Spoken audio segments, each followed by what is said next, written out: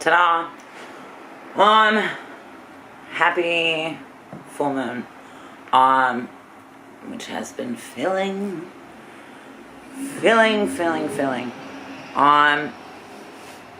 Gosh, what? New full moon in Virgo, 27 degrees. It's also Pisces season, which is interesting because Virgo can be so specific and pinpointed, and Pisces can be so, I don't want to say overwhelming, but like vast. And I think for as dichotomous or as opposite as those things can sound, they are in fact dichotomous. Mars and Venus are also Olipons, and with Saturn and Pluto trailing close behind, which I think is, especially within Aquarius and with Saturn, is this new path of ideas, or a new way of thinking, a creation of some new idea that will influence the long orbits and deep thoughts of Pluto, and the way that we look at things in the current with Saturn, and the way that we move about throughout. I don't know. There's a lot going on, truly. And I don't know, pulled some cards for my fucking self and still tapped into some other shit. And I mean, I was intending to tap into other shit, but hooked up with some friends and saw how relevant that was. And so I thought perhaps it was time to share again, because I don't know, it helps, it matters, and there's a lot going on in this head of mine. So with that being said, let's pull some cards for this full moon.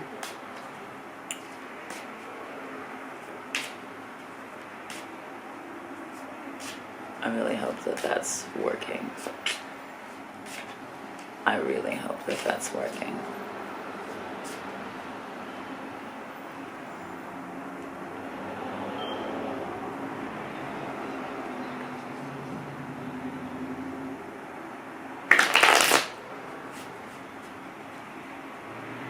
I had to make sure. That was strange. That was very strange. Yeah.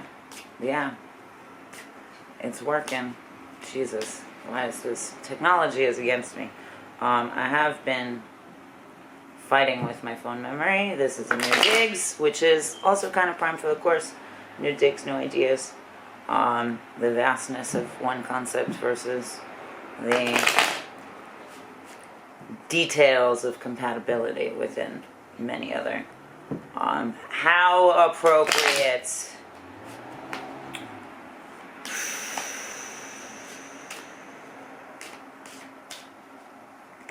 Okay.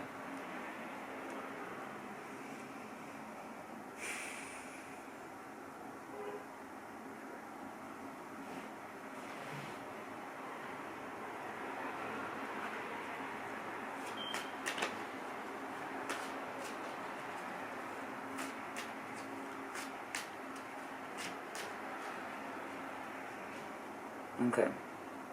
Sorry. I had a feeling.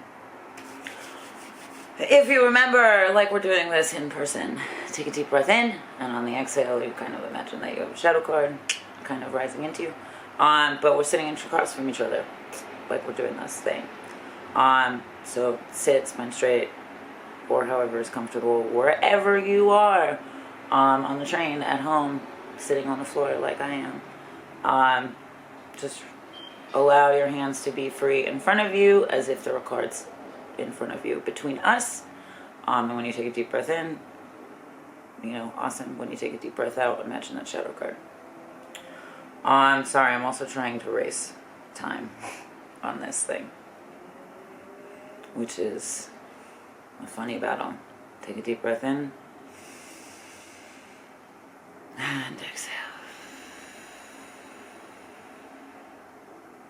Take a deep breath in. And exhale.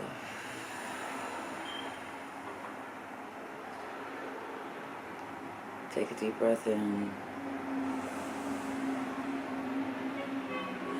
And exhale.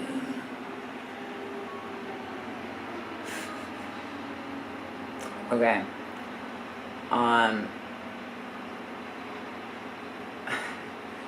The understanding and receptive quality of the way that you think for yourself wants to influence the way that you act. And that can be applied in many cases. The feminine wants to inform the masculine, essentially. The night, what's hidden, wants to inform the day. And I also, it wants to tell secrets because it was in such a calming way, or like in such a soft way. Yeah, matcha. Okay. Take that for what it is.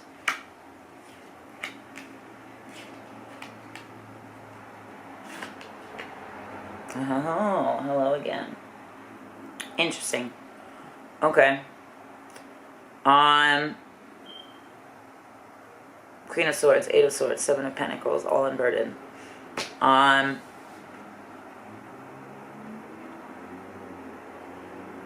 If you found yourself slouching just in those breaths, perhaps it is something to look at in the way that you posture yourself, because that has a lot to do with the way air literally travels through us, but also the way that we present our face to the world.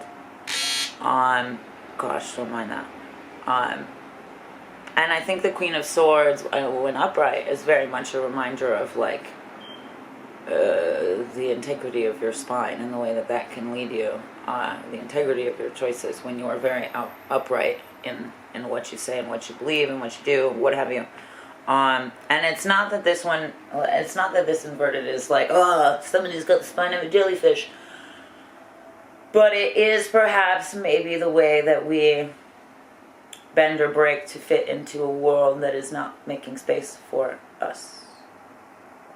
And I've said that before. This world, this Western world, as we know it, doesn't make space for calm contemplation or spirit, really. I also think that's why there's no masjid in, like, Chicago airport. But anywhere else you go, there's a little space for you to do your thing. And we're kind of conditioned to, like, go and think about it later. And that's not, and I've said that before too, that's like all time, no space. And that is ultimately destruction in how expansive, how quickly it expands. In a way that it can't be controlled. It's like fricative heat, like friction and heat, which is also very realistically a thing, because the universe is expanding and it's happening so quickly that there's so much friction in the fabric of space that there's like a quote-unquote firewall around the universe. Look it up. With that being said, I mean, the Eight of Swords kind of reiterates that, the go is because there's always more. There's more to buy, more to produce, more to consume, more to consume more so. And I mean, more to produce and, work and like, don't take time for yourself, don't breathe, don't stop, don't think. Just do what I tell you. Which is actually a way, it was a big part of why a lot of us will come to feel stuck at points in our lives. Because we haven't really had a chance to like sit not that we haven't had a chance, we aren't sort of directed into the opportunity to like sit and contemplate those things. I mean, and even when you are journaling every day, it can be fucking hard. Outside of it being like a sloppy mess because half of it's in your phone and half of it's on a post-it and half of it's on the back of a newspaper, whatever. It's difficult. It's a lot. There's a lot of options. There's a lot of swords to choose from. There's a blindness even, and you know what? Kind of looking at these both, I can't help but think that like, what a swirling chaos, and she's calm, and that's great, and like ultimately that's what we want. But this is almost like it's the same particles, but with more space. Like broken down, like disassembled, which is a part of contemplative thought as well, contemplative practices, in any way, shape, or form. Be that, you know, meditation and asana, or journaling, or, you know, word bubbles, or, you know, stream of consciousness, penmanship, whatever fucking floats your boat. Whether that be your fucking vision board, I don't fucking know.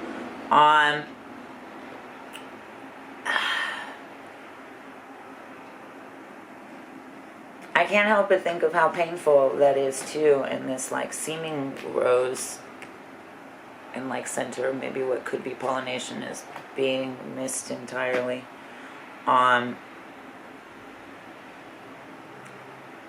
she's just kind of blindfolded by herself.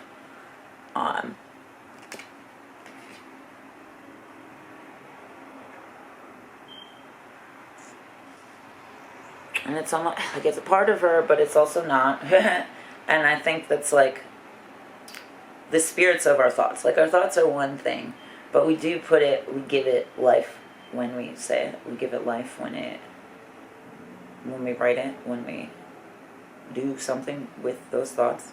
And that in and of itself kind of gives it its own momentum. You know, there's people that say any thought that you have is kind of like given to the web of the universe for somebody else to understand, also pick up, or use. You know, which is why we find so many similar products and concepts as well. Because we are all connected on that weird little web of life. Eight of Swords, Seven of Pentacles. Not only is that a step back, but seven's also a holy number. And I feel like that's trust. Like that's an action, a movement of trust. And how ironic that it would be considered actionable to take a step back and not evaluate and like trust, which is in and of itself kind of an evaluation of like, does this feel right or wrong? But it's not a like logical evaluation. It's not logical, but left brain. It's not a left brain evaluation.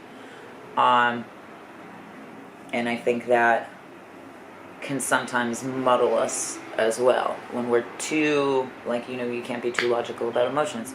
And ultimately that's what I think a lot of us deal with in very water-ridden seasons. And that can spark great heat. And this has a lot of air and earth. And I think that's a utilization in the same way that your body may or may not utilize oxygen cells in this, like in the same way all the time. And obviously it is more helpful for us to utilize our oxygen cells better, which is breath work. What up? Shit, maybe that's why this is all air and earth in converse.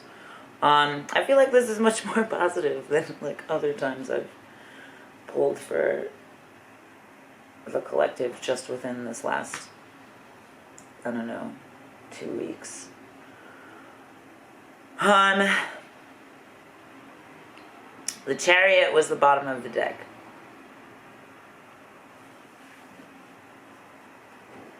May we clarify.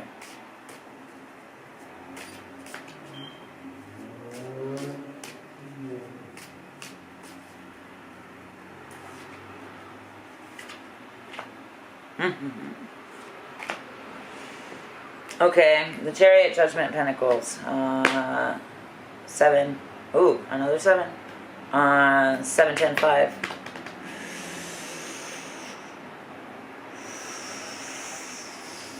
Interesting. That is like a major chord, or like it would be the addition of a major chord.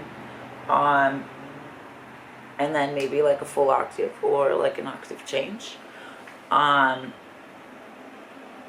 And 5 would be, I don't know, maybe back to center.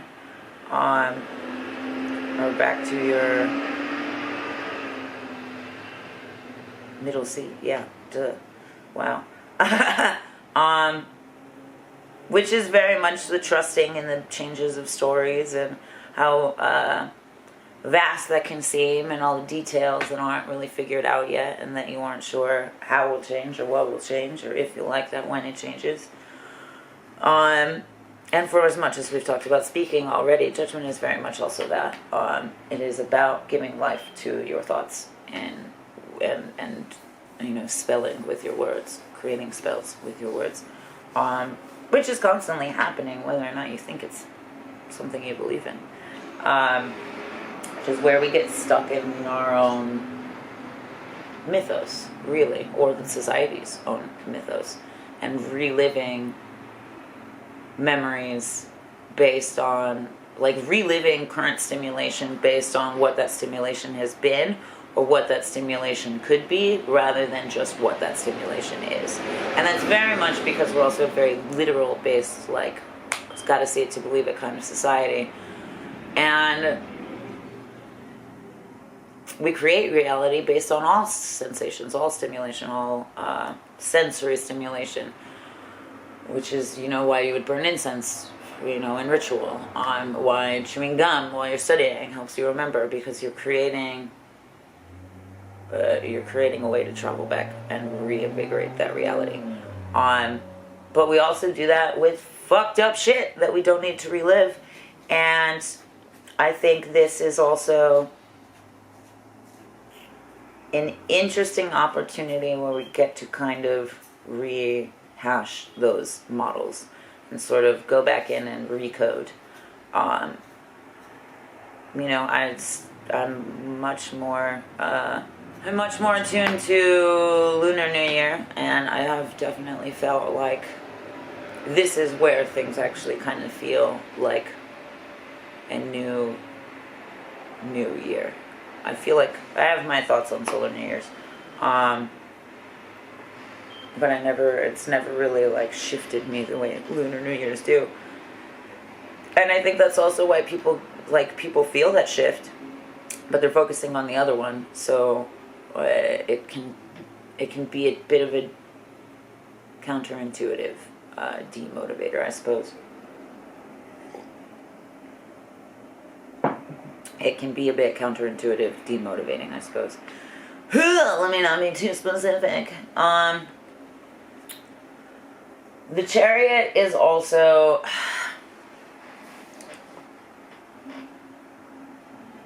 There's many faces and many characters and many aspects of unity. Like, even within all of this, there's blue rose. Water is also memory. And knowledge and information and all of these things. And I mean, from what I know within my heritage, like, some of those symbols are unity and humanity, unity in ideas, unity in energy. And so I think that's a lot about connection and creation, which we've got the 5s for, and the 7 of Pentacles is very much that too, as well as this Judgment. Like, these two cards are kind of illustrating a very similar idea. But grace, like, the Judgment is graced by other 7s. Like, this is the 7 of Pentacles is where you learn that you are your holiness, quote unquote, and Judgment is where you also gain the expansion of that. Not from anybody else, just the expansion of your own, because it's merely a distraction to think that anybody is anything other than a reflection of you. And this is the, I don't know, modern toxicity of the twin flame concept. But I digress. I had a really interesting conversation about that actually recently, but I don't remember all of what I said. I'm sure it'll come up at another point. There's no need to go back there yet. Anyway, with that Chariot, like, and people say it's also about ancestors, and there's a momentum, obviously, in those motions, like a building toward, and some, like, toward a peak.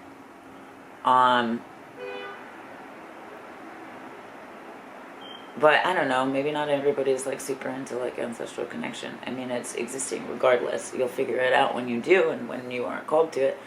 But connection ultimately, and I feel like when we're desperate to connect outside of ourselves, it's because we're very disconnected within ourselves, which is again where we get into the toxic lovers concept. And where a lot of people settle with situations because they would rather have some sort of tacit connection, tangible connection, than put in work for something they can't see, but they are tired of not knowing where the feelings are coming from. And I mean, you can find that out. Pisces season is also very much about like deep diving, like unknown hidden secrets. But I feel like very much, at least in a lot of experiences, it has been about sort of dragging you to your depth of emotion, which is ultimately also your truth. Even though if we feel like if we bury it, it must be a lie. I don't know. With that, I mean, I do know. I hope that makes sense to you. Ooh, this is cool too. So this is it's like the ghost of this is like the ghost of this ledge that I was saying. But this is also like an inverted pyramid, which is again that, you know, like this sort of like abstract growth of an idea, like the spirit of an idea, and this is like a deep spelunking into, which can be quite scary.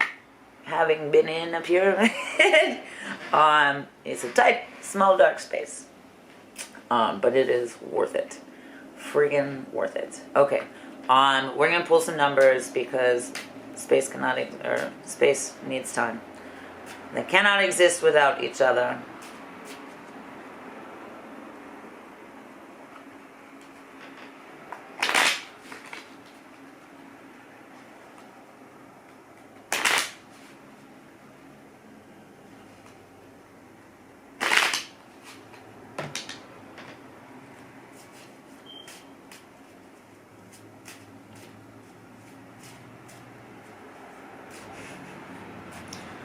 I hope this is actually working.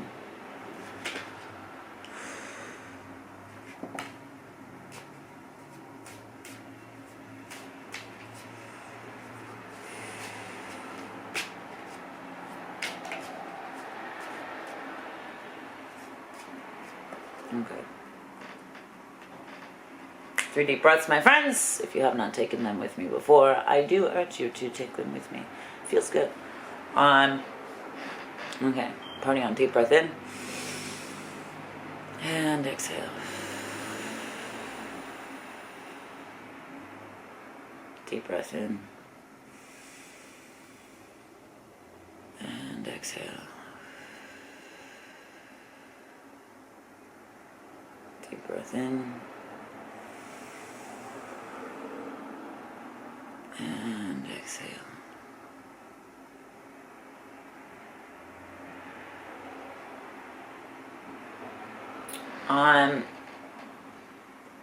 I did feel my hands kind of soften around something as if it were there, which is maybe the divine or like the dope part about closing your eyes and feeling, because it was like was reaching around something. But if I only trusted my eyes, I would not be able to feel as readily. And with that, there was also kind of a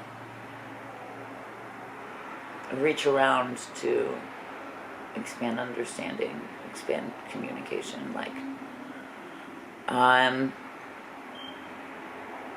nervous system wise, like there's will in expansive communication.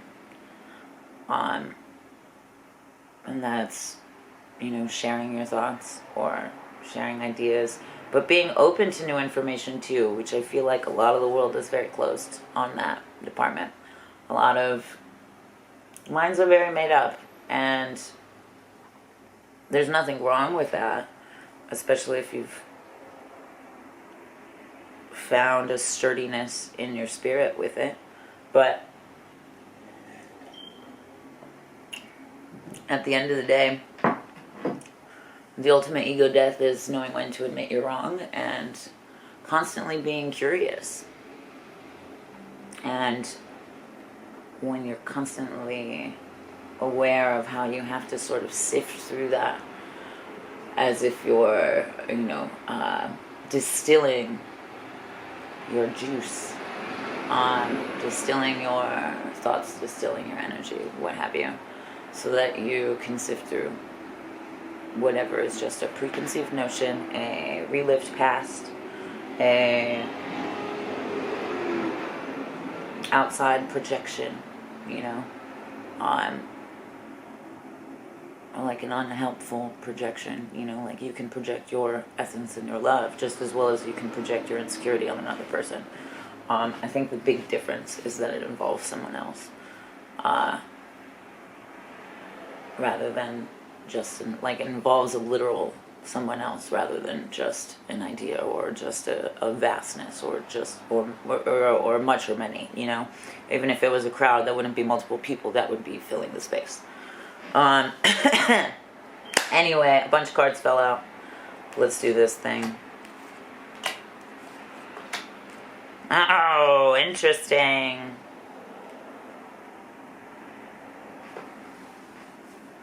I like where this fell because, the last time I pulled this card, it kind of made me really sad and cynical. The Nine of Diamonds is toward the end, though, which I think is more about a finding. If it had been in the beginning, it was very much more about you're looking for the wrong shit, this game is rigged.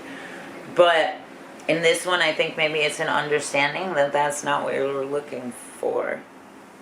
Perhaps there's a different reason for playing this, just like there's a different reason for a lot of the things that we do beyond what we're told to do it for. Are you working just for money? Because chances are that's not going to make you happy. If you're working because you are producing something that you're proud of and that you feel helpful, feel value, feel purpose or whatever, then that's a different game. That is not rigged. That is how you break the rigged machine. The Two of Clubs is what starts this. And I think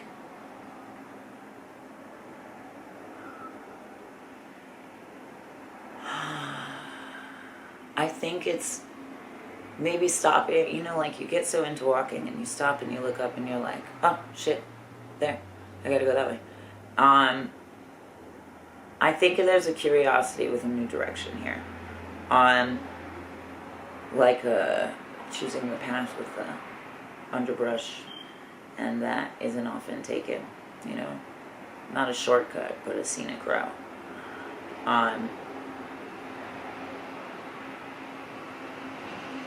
And I think there's peace that's already watching that, that's already looking at that. Something has already been looking in that direction, and you know it. And I feel like maybe that's the rifts that we feel, too, in these very emotional times. Is that some inner part of ourself has already been eyeballing and we've been avoiding it. But this card is very much like, no, go with what you feel. Go with what you feel. Follow that. Four of Wands is also a thing. Or Four of Clubs. Party on. Fire element. Same jazz. Interesting. We had a lot of air. We had a lot of fire. Is this like smoke signals? Is this...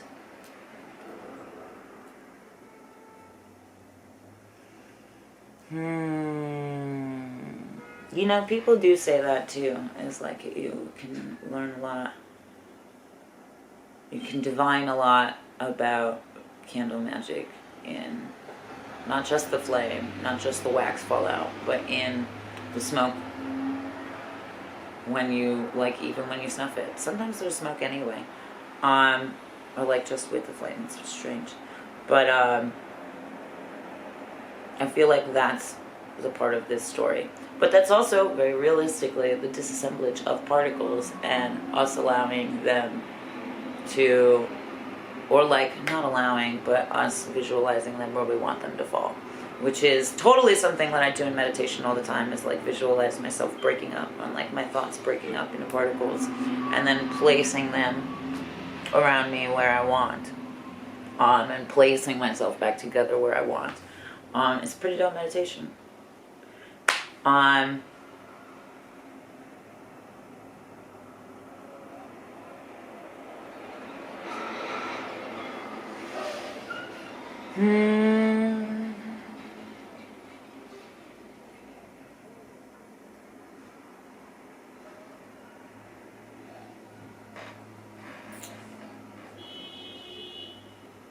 I think it's, as exciting as this is, maybe less about like, all right, now you know what to go out and do, go and do it.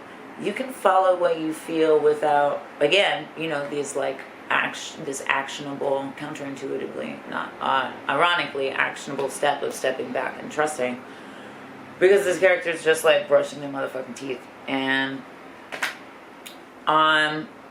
there's a smiley face. I mean, I don't know if it's intentional, but a smiley face on their shoulder, which was one of the first things I noticed, which made me laugh or like made me chuckle inside, because there's been a lot of pain on the left side of the world, but also in us independently, and it's got a lot to do with the way that we shoulder emotion. With the way that we shoulder emotion sort of as a secret burden.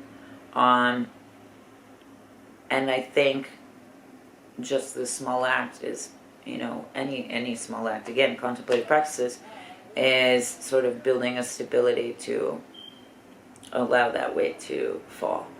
And allow that weight to be cleansed.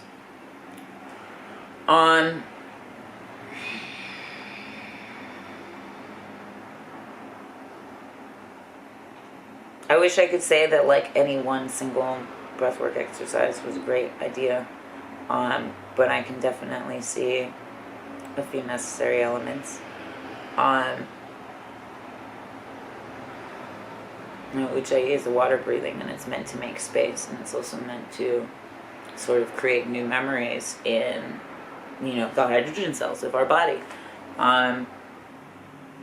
But fours and all of that are also grounding, and I think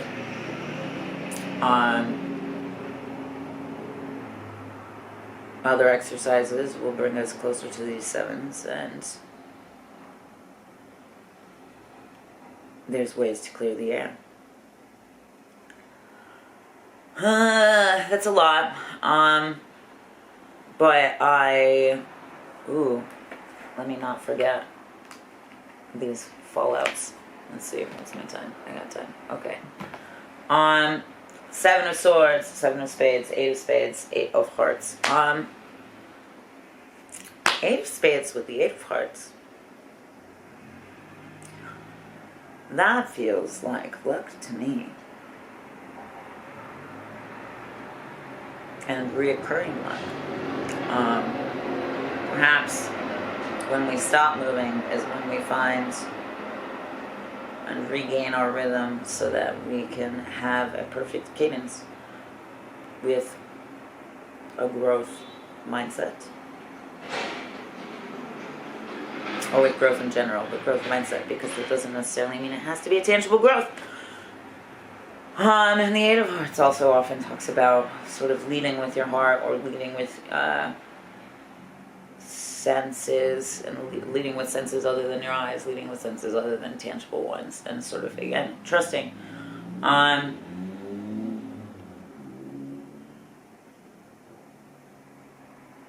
And the Ace of Spades is the holder of secrets, the holder of depth.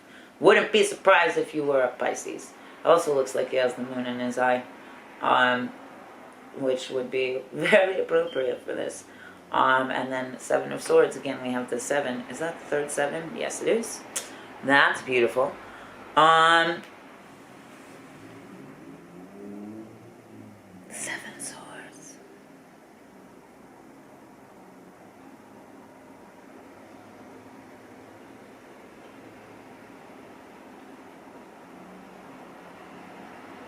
You know, I feel like the older people get to, they're less hung up on just memories. Like, yes, nostalgia is a beautiful thing, but I think more often than not, you'll find older people who are just like, I'm too old to fucking care. Like, I'm too old to, constantly keep thinking about that, or whatever. And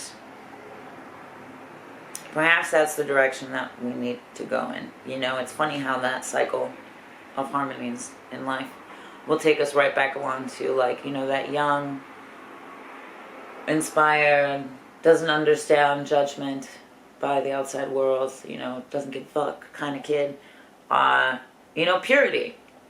And we kind of find that again in later life, mostly because we're fucking fed up, but also because life's too short to worry, and life's too beautiful to feel cheated out of a game that you don't have to play. And I think understanding that will get you where you want to go at a steady pace.